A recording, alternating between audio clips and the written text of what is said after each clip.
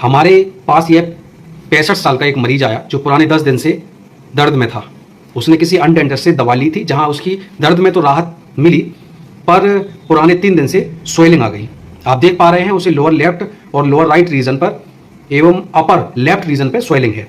जब हमने पेशेंट को एग्जामिन किया तो पेशेंट की माउथ ओपनिंग कम होने की वजह से एग्जामिन करने में तकलीफ हुई।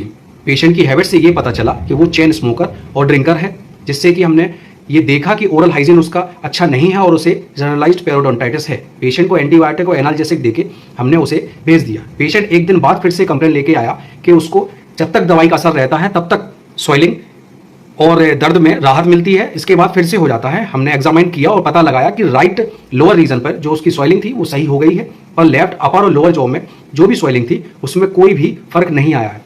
पेशेंट का ये भी कहना था कि आज सुबह उसे थोड़ी सी पस मुंह से आई है। हमने एग्जामिन करके देखा तो लोअर लेफ्ट रीजन के फर्स्ट मोलर और सेकंड मोलर के सल्कस के पास थोड़ी सी पस हमें दिखी।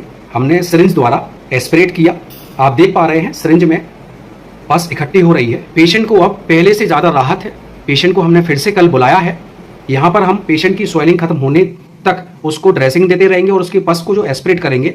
इसके बाद एंटीबायोटिक एनाल्जेसिक के साथ उसको जब तक आराम नहीं मिल जाता तब तक हम उसे प्रिस्क्राइब करते रहेंगे। फिर इसके बाद ट्रीटमेंट प्लान में जो भी अफेक्टेड टूथ है हम उन्हें एक्सट्रैक्ट करेंगे। चूंकि पेशेंट का ओरल हाइजीन सही नहीं है, इसलिए हम रूट कैनाल या फिर अन्य किसी सर्जरी पर नहीं जाएंगे।